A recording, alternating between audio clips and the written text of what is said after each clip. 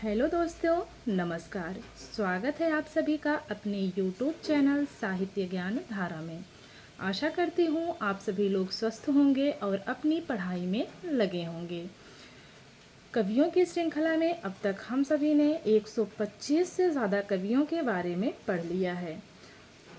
कुछ लोगों को लगता है कि इस पुस्तक में जो कुछ भी है वो परीक्षा के दृष्टिकोण से सही नहीं है, लेकिन आप लोग देखेंगे जो बंगाल में परीक्षा हुई थी 7 सितंबर और 14 सितंबर को, उसमें 80% प्रश्न इसी पुस्तक से आए हुए थे। जिन्होंने बंगाल का एग्ज़ाम दिया होगा उनको अच्छे से पता है। अगर वो लोग क्लास को देखेंगे तो उन सभी लोगों को 80% से ज़्यादा ही प्रश्न इस पुस्तक से मिलेंगे देखने को। तो कभी भी कोई भी पुस्तक खराब नहीं होती है। ज़रूरी नहीं है कि अगर पुस्तक में संक्षिप्त दिया गया है तो वो काम की नहीं है। तो काम की बातें जहाँ भी मिले हम लोगों को इकट्ठी करनी चाहिए। तो चलिए देखते हैं।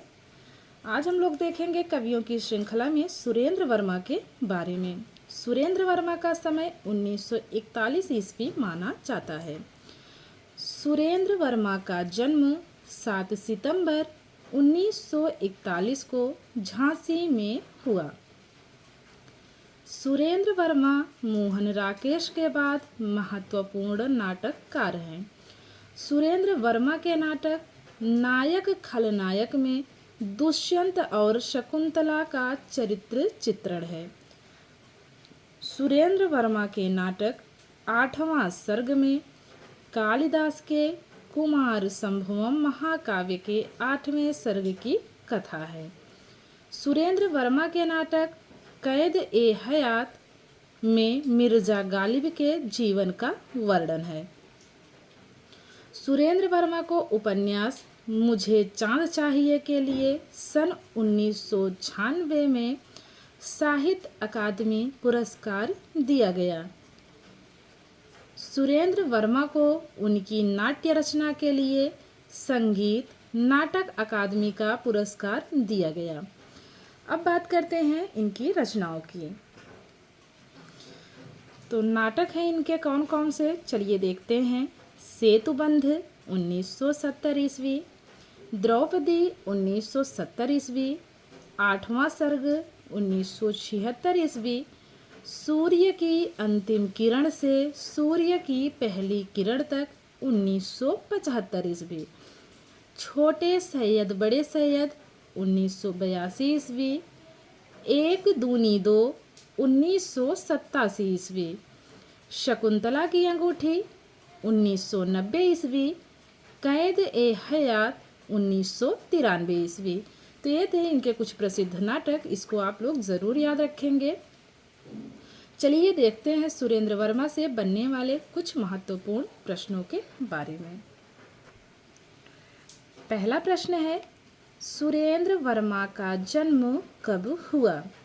विकल्प है 1941 ईस्वी, 1940, 1938 या फिर 1937। तो इसमें हमारा पहला विकल्प 1941 ईस्वी बिल्कुल सही है। सुरेंद्र वर्मा का जन्म कहाँ हुआ?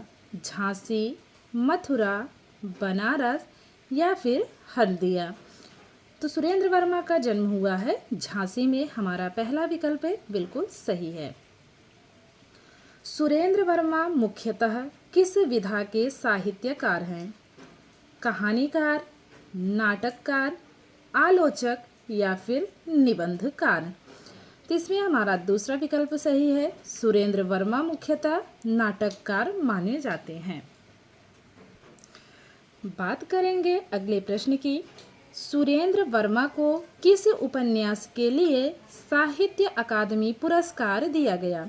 विकल्प है अंधेरे से परे, बम्बई भित्तिलेख, मुझे चांद चाहिए या फिर काटना शमी का वृक्ष पद्म पंखुरी की धार से।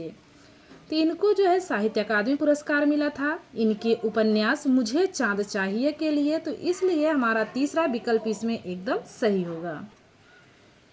इसमें अगला प्रश्न देखेंगे। अगला प्रश्न है, सुरेंद्र वर्मा को किस वर्ष साहित्य अकादमी पुरस्कार दिया गया? 1992, 1998, 1996 या फिर 1995? तो इसमें हमारा तीसरा विकल्प 1996 ईस्वी बिल्कुल सही है। अगला प्रश्न है, मुझे चांद चाहिए उपन्यास का प्रकाशन वर्ष है? 1982, 1980, 1988 या फिर 1982? तो इसमें हमारा दूसरा विकल्प 1980 ईस्वी बिल्कुल सही है। ये 1980 ईस्वी की रचना है और इसको साहित्य अकादमी पुरस्कार दिया गया था 16 वर्ष के बाद 1996 ईस्वी में। तो ध्यान रखेंगे, प्रकाशन वर्ष अलग है और साहित्य अकादमी पुरस्कार इसको 16 वर्ष के बाद दिया गया था, तो इस बात का विशेष ध्यान रखेंगे। काटना शमी का वृक्ष पद्म पंखुरी की धार से नामक उपन्यास कब प्रकाशित हुआ? 2010 ईस्वी, 2016, 2012 या फिर 2017? तो समय है इसका 2010 ईस्वी, इसलिए पहला विकल्प इसमें सही है। अगला प्रश्न है, दो मुर्दों के लिए गुलदस्ता उपन्यास का प्रकाशन वर्ष है? 2001, 2002, 2000 या फिर 2003? तो ये 2000 की रचना है, इसलिए तीसरा विकल्प हमारा इसमें बिल्कुल सही है। अगला प्रश्न देखेंगे, सुरेंद्र वर्मा के किस नाटक में दुष्यंत एवं शकुंतला का चरित्र चित्रण है? 8वां सर्ग में, सेतुबंध, नायक खलनायक या फिर एक दूनी दो? तो इसमें हमारा तीसरा विकल्प बिल्कुल सही है। अगला प्रश्न देखेंगे, सुरेंद्र वर्मा के किस नाटक में मिर्जा गालिब के जीवन का वर्णन है? 8वां सर्ग में, सेतुबंध में, कैद ए हयात या फिर एक दूनी एक? तो इसमें हमारा तीसरा विकल्प सही है, कैद ए हयात।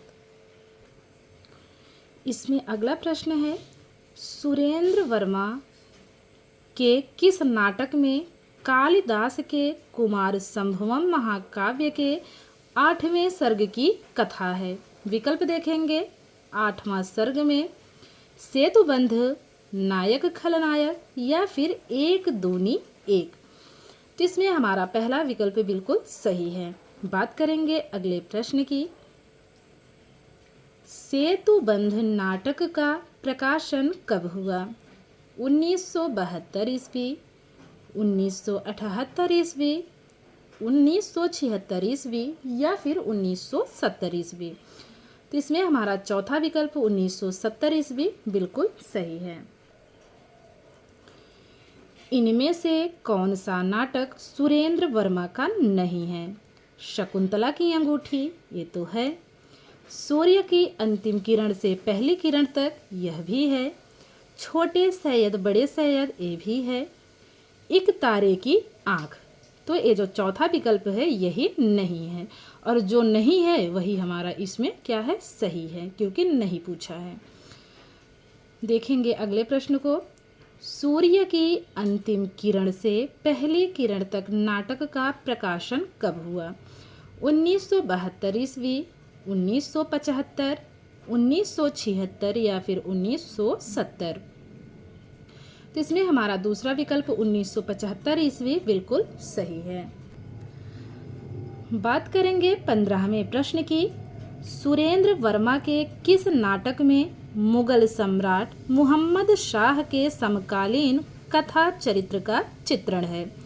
शकुंतला की अंगूठी, सूर्य की अंतिम किरण से पहली किरण तक, छोटे सैयद बड़े सैयद या फिर एक तारे की आँख? तो इसमें हमारा तीसरा विकल्प सही है, छोटे सैयद बड़े सैयद। अगला प्रश्न है, द्रौपदी नाटक का प्रकाशन वर्ष है? 1972, 1978, 1976 या फिर 1970? तो इसमें हमारा चौथा विकल्प 1970 बिल्कुल सही है। बात करेंगे अगले प्रश्न की। अगला प्रश्न है, शकुंतला की अंगूठी नाटक का प्रकाशन वर्ष है 1992 ईस्वी, 1978, 1986 या फिर 1990। तो इसमें हमारा चौथा विकल्प 1990 ईस्वी बिल्कुल सही है। अगला प्रश्न है, 8वां सर्ग नाटक का प्रकाशन वर्ष है 1972, 1978, 1976 या फिर 1970। तो इसमें हमारा तीसरा विकल्प 1976 ईस्वी बिल्कुल सही है। आशा करती हूँ आज की वीडियो आप लोगों को ज़रूर पसंद आएगी। अगर वीडियो पसंद आए तो लाइक कीजिए, कमेंट के माध्यम से ज़रूर बताइए। अगर किसी प्रश्न में कुछ गलत दिखता है तो आप लोग उसको आराम से बता सकते हैं कमेंट में कि यहाँ पे क्या गलती है, क्योंकि कोई भी पुस्तक हो, कुछ भी हो, तो 100% प्योरिटी कहीं पे भी नहीं मिलती है। वो चाहे कोई भी पुस्तक हो, कितनी भी एथेंटिक हो, कहीं ना कहीं कुछ ना कुछ गलती हो जाती है हर इंसान से। तो चलिए ठीक है। और आप लोगों को अगर लगता हो कि इस पुस्तक में जानकारी ज़्यादा नहीं है तो आप लोगों की मर्ज़ी है। बाकी अभी जो भी एग्ज़ाम हुआ है बंगाल का 7 सितंबर और 14 सितंबर को 80% इसी से प्रश्न बने हुए हैं। तो चलिए मिलते हैं कवियों की श्रृंखला में एक और कवि के साथ। तब तक के लिए सभी को जय श्री राधे कृष्णा, जय श्री सीताराम, नमस्कार।